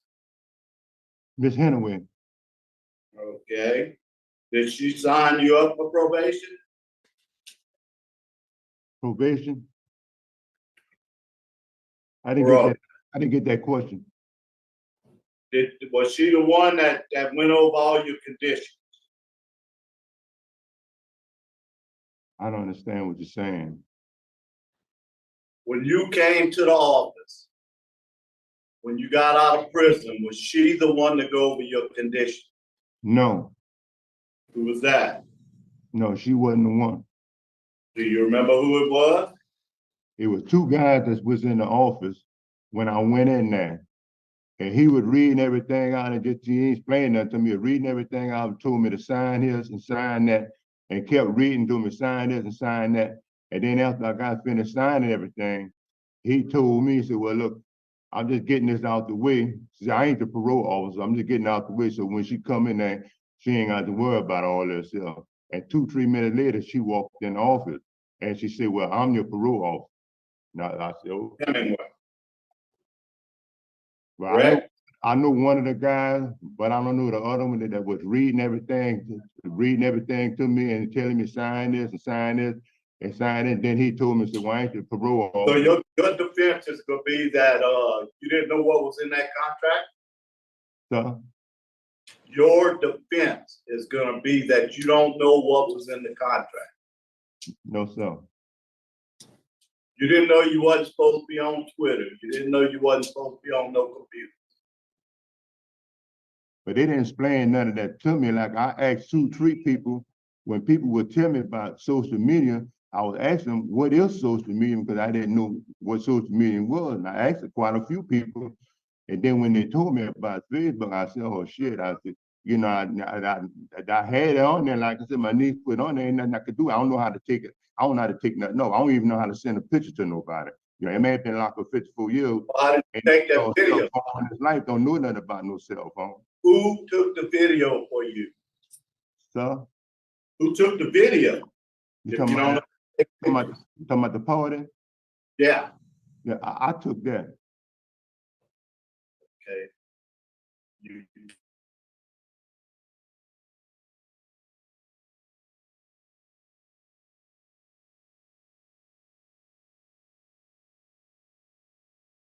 give her my number. Hey. Okay. All right. I'm gonna talk to y'all. Okay. One thing I know, I'm the director, was the director of probation parole. I know when Halloween comes around, we go to each of y'all house, tell you gotta stay at home, can't give out candy, cannot put on a mask. I didn't know. So you saying Ms. Hemingway didn't go over none of that? I didn't keep it on. I just put it on to take the picture and I took it right back off. But like I say, nobody never told me. But when she told me about the mask, you know, I was shocked because I asked her, I said, what it is with the mask thing? You ain't supposed to have wear no mask. I said, well, ain't nobody told me nothing about no mask. I said, I don't want to just put it on to take the picture. I didn't keep it on or nothing like that there. I just put it on and take a picture. I said, well, ain't nobody told me nothing about no mask. I just first time I heard something about the mask. So you told me about it just now.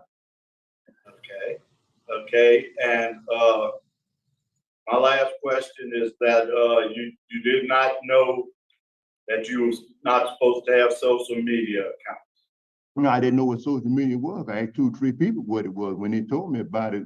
Well, how did you get on all of these accounts if you didn't know what it My niece them set it up. was? How you get on? I honestly say it, but obviously you know how to get on it because you registered with it. I can't hear you breaking up. I can't hear you. I can't hear you. Oh, I hear you. I hear you. Now, Yeah, I couldn't hear you. 5 minutes, just stand by. We're waiting to hear, waiting to hear from your parole officer, Miss Hemingway. Miss Hemingway. We've asked for her to call us, so just stand by. We'll be right back with you. What is? Stand by. Take a break. What you saying? Just hang out. Just hang out, relax. Okay.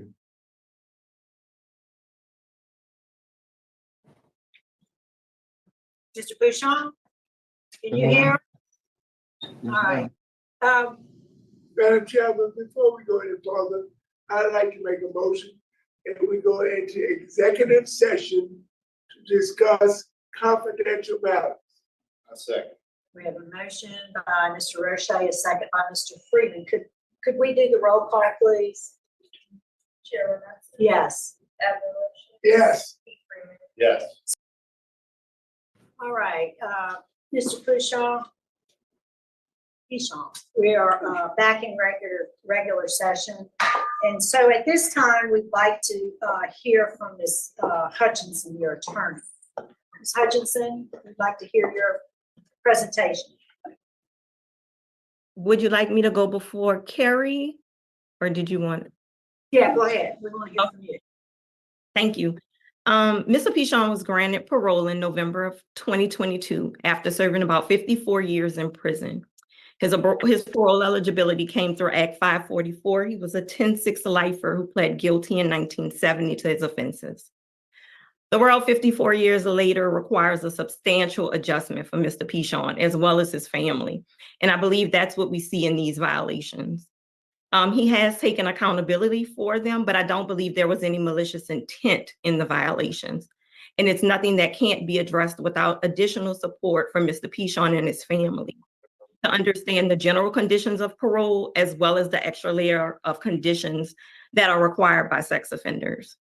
After 73 years, Mr. Pichon is not a threat to the community, and his actions are more aligned with gaps in knowledge and a considerable adjustment, entering society again for the first time since he was 18 years old, a time where social media and casinos weren't a thing. For instance, his understanding that Twitter, Facebook, and TikTok are various forms of social media was a knowledge gap, or admitting that he can open the camera app and take photos, but the technology even to send these videos provide a hiccup to him. And this is not something just with Mr. Pichon. These type of gaps we see with grasping technology, we often see with our older clients who have been incarcerated for long periods of time. Mr. Pichon will not be a problematic member of society. He was not a problematic inmate. He was a Class B trustee since 1984. As you know, with Louisiana Parole Project, once a client, always a client. And we continue to stand by Mr. Pichon and offering additional support to him and his family to help everyone understand his conditions. And to further our commitment, Mr. Pichon will be provided transportation by LPP to make his monthly service requirements for cutting hair with a nonprofit. So I do understand the violations presented before you, but I ask you to consider his age, his exceptional prison record, his time of incarceration, which presents a learning curve that has presented itself through these violations. which again, I don't think had any malicious intent and which can easily be corrected with some additional support. So for these reasons, we humbly ask the board not to revoke Mr. Pichon's parole and send him back to prison for life, but to rather allow Louisiana Parole Project to extend additional support after any administrative penalties that this board may see fit to issue. Thank you. Thank you. We appreciate it. That was very thorough. Mr. Myers, can we hear from you? Yes, good morning. I have very little to add. I think Ms. Hutchinson was very thorough. Just to reinforce the fact and ask the board for consideration and mercy in this particular instance. After more than 50 years of incarceration, Mr. Pichon's knowledge of social media, of technology, he stated that his niece put the app, registered the accounts, or signed him up for the accounts, but she didn't have the knowledge that he was required to register those accounts. And I don't know that he had the knowledge that those accounts actually exist or what they did. Even to take the photos, he needed help, assistance to be able to open up the camera and take them once he did that. He certainly knows now, and his family knows now of these specific issues. And so we're just asking this board if this board would provide any administrative sanctions in lieu of returning him to prison. After 50-something years, he presents no threat to society. Even the mask at the Halloween party was an innocent family gathering that had no malicious intent, and now he's totally aware. And so we just ask this board to consider these things. Right. Thank you. Ms. Pichon?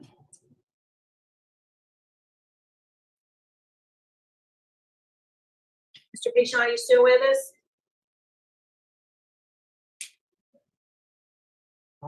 Yeah. Mr. Pichon, is there anything you'd like to say to us before we vote? No, ma'am. Just, No?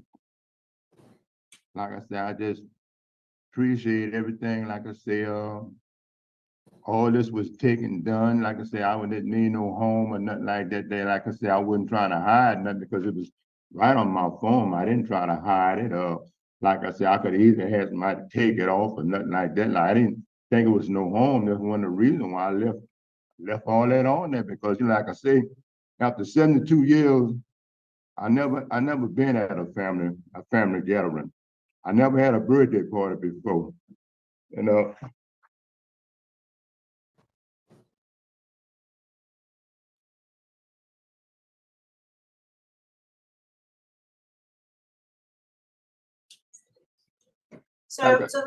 Like I said, I didn't know.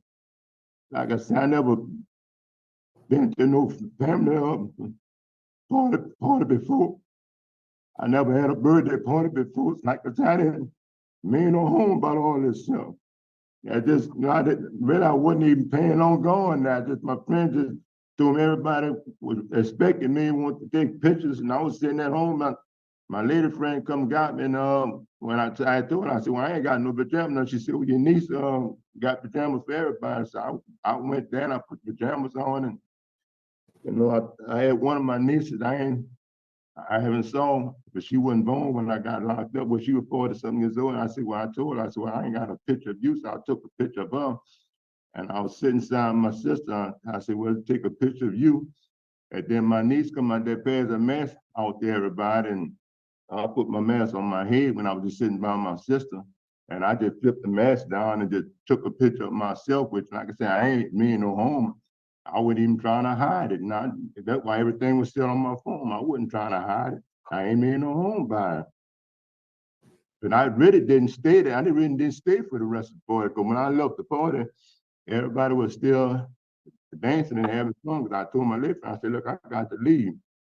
She said, come on, I take you home. So, I left everybody dancing, and the party was still going. I really didn't stay there that long. All right, Mr. Pichon, you told us that was the first time you knew that you were not supposed to wear a mask, but we know, we have it in the record where that was explained to you by in advance, it was explained to you by the parole officers, I think 3 different officers, as well as during your sex offender class. So you did know you weren't supposed to have the mask. Well, like I said, I knew now, but I didn't know then because All right, all right. I think we're prepared to vote. Mr. Freeman will be voting first. Mr. Bishop, are you still in the parole project? So, yes, You sir. still- I'm still with the parole project. Do you still live there? I Do you can't, live with them? Do you live there, where? the parole project? No, I don't live there right now. Where you staying now? I stay with my niece right now.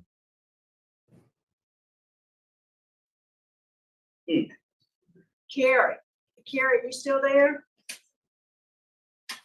Yes, ma'am. Gary, would y'all be willing to take him back As a resident. as a resident? Yes, sir, we would. Yes, ma'am. Minimum 6 months. That's what I want him back at that house for 6 months. He needs some more grooming on what he can do and what he can't. My vote today will be in lieu of revocation that he be sent back through the parole project for further education. Continue on supervision. Mr. Roche? Mr. P. Shaw, Yes, sir. I find you guilty of violating conditions number 4A through 4E and condition number 13A and major provisions of your juvenile sex offender contract. Therefore, I am revoking your supervision. All right, Mr. Pichon, so you've got one vote to revoke, one that's to return you to supervision. My vote today is to return you to supervision and that you return to the parole project and be required to continue your education with them for a period of at least 6 months. Yes, ma'am. You understand that? Yes, And ma'am. pay close attention. Yes, ma'am. So you've got 2 favorable votes today, so you will not be revoked, but you're gonna go back to the parole project. Yes, And you ma'am. must do your community service work for the duration of your supervision, which is Yes, a long. Don't let us down, sir. Yes, ma'am.